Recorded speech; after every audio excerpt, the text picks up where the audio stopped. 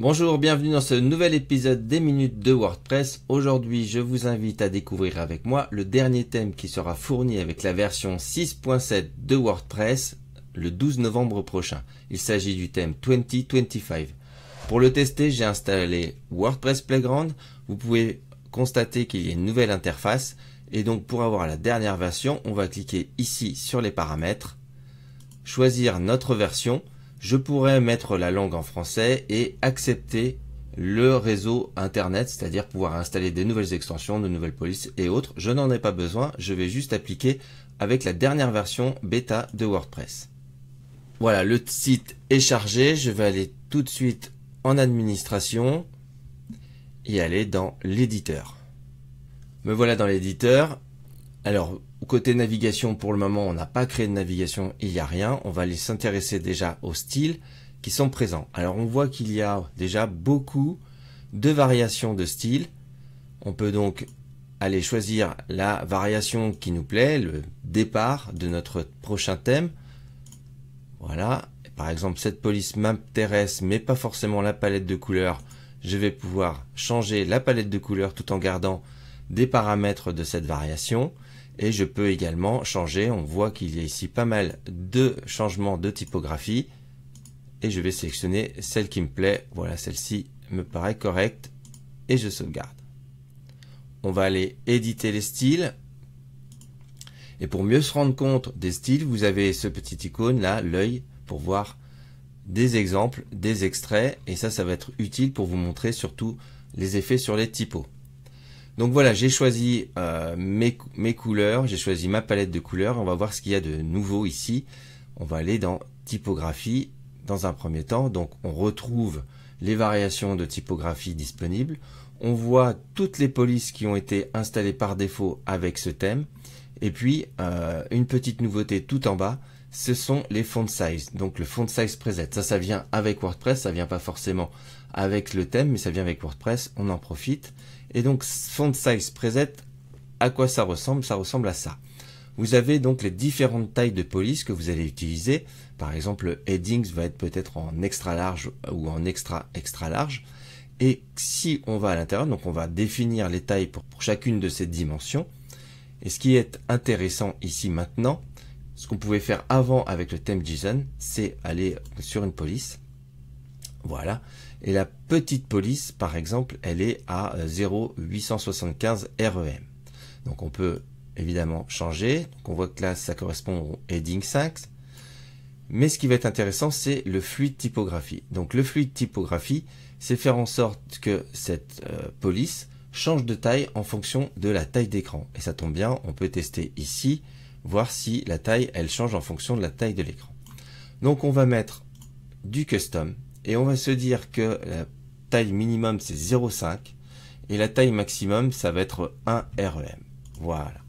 Donc on va regarder le heading 5, comment il va évoluer et on voit que là il diminue en fonction de la taille de l'écran. Le heading 5 est au minimum à 0,5, c'est le cas ici. Et quand on va agrandir, il sera au maximum à 1 REM. On peut faire de la fluide typographie avec donc toutes les tailles qui sont prédéfinis dans notre thème et on va avoir un site qui est totalement responsive avec des typographies qui vont suivre la taille de l'écran. Et vous pouvez rajouter une taille custom. Donc vous allez lui donner un nom.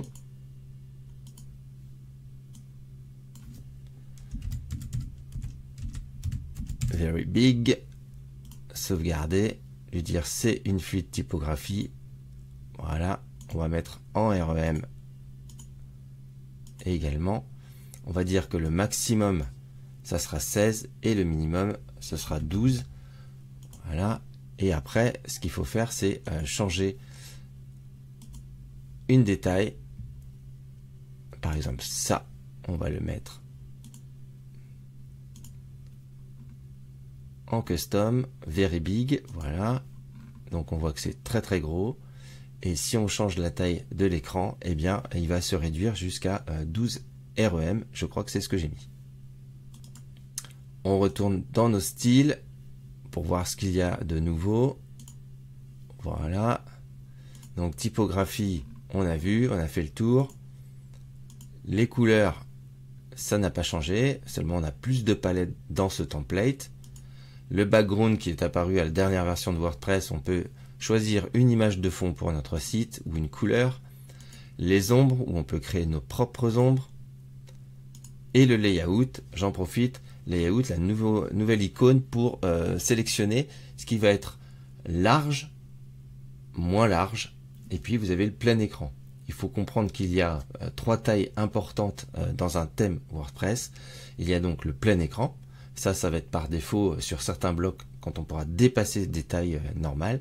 On a la taille large et la taille moins large, par exemple pour du blog avec vos contenus texte. Et puis on va définir les espacements, ici les marges à gauche et à droite, les paddings et l'espacement entre les blocs. Donc ça c'est important. Je fais une parenthèse, mais commencez toujours par le layout de votre thème si vous voulez créer un thème pour partir sur de bonnes bases et ensuite pouvoir adapter tous les blocs par rapport à ces tailles. Et enfin, donc ça, classique, tous les blocs. On va retourner dans l'éditeur. On a donc quelques pages par défaut. Voilà, on en profite également pour regarder une nouveauté de la version 6.7, c'est le toggle zoom out qui permet de voir votre page quasiment en complet et jouer avec ici, donc pas des blocs mais carrément des compositions. Donc si j'ajoute, il va me mettre directement dans composition pour ajouter des compositions dans ma page.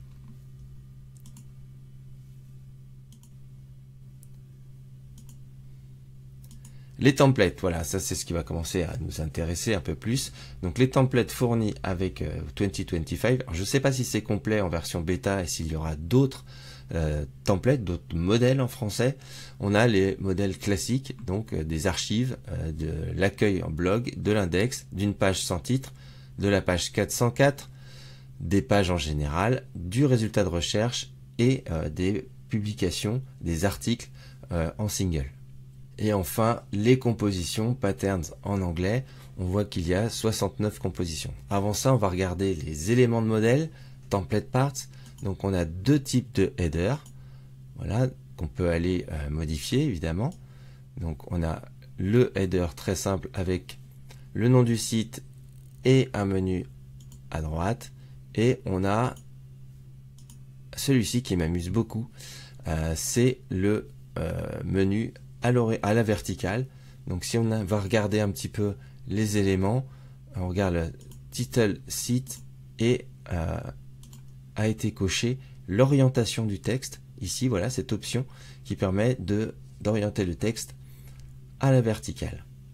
On a deux footers, un qui est relativement classique avec logo du site, titre et slogan avec l'année et le crédit et un double menu en bas. Et puis un autre footer un peu plus design, voilà, qui a été construit avec des groupes. Alors on va regarder quelques compositions, mais on va surtout remarquer une astuce, c'est de mettre toutes les compositions dans deux groupes. Le premier groupe va systématiquement avoir cette case cochée. Ça veut dire que les éléments à l'intérieur de ce groupe vont utiliser les largeurs que vous avez prédéfinies dans la mise en page de votre site, dans le layout de votre site. Ensuite, un second groupe, et ce second groupe à l'intérieur du coup va avoir cette option de pouvoir être en pleine largeur, en largeur ou pas du tout. Donc là, on va appeler ça la largeur blog. Donc vous allez voir que toutes les compositions sont rangées comme ça dans deux groupes. Ça vous permet d'avoir la main ensuite à l'intérieur sur la largeur des éléments. Donc voilà toutes les compositions proposées par le thème. Alors ce ne sont que des compositions qui sont non synchronisées. On ne peut pas pour le moment créer de thème avec des compositions synchronisées. Il faut pour cela ajouter une extension qui permettrait d'enregistrer des compositions synchronisées avec votre thème. Afin de regarder quelques-unes de ces compositions, puisqu'elles sont fournies avec le thème, on ne peut pas aller les éditer directement. Donc je vais devoir ouvrir une page et aller chercher ces compositions une par une. Donc je vais aller dans Page, dans la page d'exemple. Voilà. Et puis ici, je vais ajouter mes compositions. On va prendre celle-ci par exemple et on va regarder sa construction. Donc un groupe, un autre groupe et mon contenu. Donc il y a beaucoup d'utilisation de ces empilements, vous allez voir, beaucoup d'utilisation des grilles, nouveau bloc de WordPress, très pratique pour le responsive, et ces empilements, alors moi j'adore les empilements, le bloc empilement, il va vous permettre d'empiler des éléments à l'intérieur, eux-mêmes peuvent être empilés, voilà, là ici on a des colonnes, mais ce qui est intéressant avec ce bloc empilement, ça va être l'espacement que vous allez avoir entre les éléments. Ici il est à 0 et on va pouvoir augmenter l'espacement entre les éléments. Alors ici il y a un seul élément à l'intérieur, donc on ne le voit pas, mais ça peut être très pratique quand vous avez un titre, un paragraphe, un bouton, et bien de mettre ça systématiquement dans des empilements et de pouvoir gérer l'espacement, qu'il soit égal partout et harmonieux. Allez, on va regarder d'autres compositions.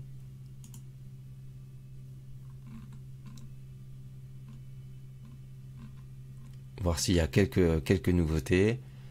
Donc ça peut être très intéressant. Alors vous pouvez faire aussi comme moi, c'est-à-dire prendre un WordPress Playground, aller regarder les compositions qui vous intéressent et faire un copier-coller dans votre site internet. Ça va récupérer toute la fabrication, on va dire, de cette composition. Voilà, là j'ai fait une erreur, c'est que je l'ai mis à l'intérieur. C'est pas grave, je vais le sortir. Voilà. Et donc ici c'est pas un groupe dans un groupe, c'est un groupe dans une bannière, mais le bloc bannière est considéré comme un groupe. Donc on a notre groupe bannière avec cet élément qui est toujours coché et à l'intérieur un groupe qui va pouvoir être lui par exemple en pleine largeur si on le souhaite. Et ensuite on a des colonnes, encore des empilements, des groupes. Voilà, ici on a groupé le titre et le paragraphe, des espacements et encore des empilements avec des colonnes et des boutons. Le fait de regrouper les éléments comme ça par empilement, par groupe, permet une meilleure gestion du responsive. Comme ça vous pouvez garder ensemble certains éléments. Vous n'avez pas envie que le titre et le paragraphe se décalent ou partent d'un côté ou de l'autre de votre composition, donc vous les regroupez. Donc il y a plein de petits groupes comme ça, que ce soit des colonnes, des empilements, des groupes, etc. Comme ça vous pouvez organiser la façon dont ça va s'interpréter sur des mobiles ou sur des tablettes. Voilà, comme ça on a ce groupe qui reste au-dessus, les boutons qui viennent se stacker les uns au-dessus des autres et les éléments qui arrivent par la suite. C'est tout à fait responsive, ça a été évidemment bien pensé et on a tout qui fonctionne correctement. On va y avoir une dernière composition avec des grilles. Voilà, par exemple celle-ci est intéressante. On a plusieurs grilles, plusieurs dessins. On va aller étudier la façon dont ça a été créé. Un groupe, un titre et l'élément grille. L'élément grille qui est positionné sur auto, hein, qui permet donc de dire qu'il y a que chaque colonne fait au minimum 10 REM et donc qui va être responsive. Il y aura moins de colonnes en fonction de la largeur de l'écran. Si je me mets sur tablette, j'ai que 3 colonnes. Voilà, c'est le fait d'être en auto. En manuel, on force le nombre de colonnes pour pas que ça bouge. C'est généralement pas conseillé. On reste comme ça pour être en responsive. Donc on a une grille avec des éléments, des covers. Intéressant, les covers. Ici, ce sont des covers avec parfois des fonds de couleurs, parfois des images, et vous pouvez comme ça passer d'une cover, d'une image, du texte, avoir des éléments par exemple qui sont dans un bloc d'empilement. Ça va être très intéressant ce bloc gris, franchement il y a de quoi jouer. Et moi j'ai hâte de faire des compositions avec ça. Voilà, j'ai terminé le petit tour du dernier thème 2025. Qu'est-ce que vous en pensez? Je ne sais pas s'il va y avoir de nouvelles compositions ou de nouveaux modèles qui vont apparaître. Mais en tout cas, ça laisse une large possibilité de création avec ces 69 compositions qui sont déjà proposées. Vous allez créer vos propres compositions, aller piocher dans les modèles et créer les vôtres. Laissez-moi un commentaire, dites-moi ce que vous en pensez. Est-ce que vous allez attaquer direct avec le 2025 pour votre prochaine création? N'oubliez pas ma formation sur le Full Site Editing pour apprendre à maîtriser les modèles, les styles, les compositions et créer votre propre site FSE. Je vous dis à très bientôt.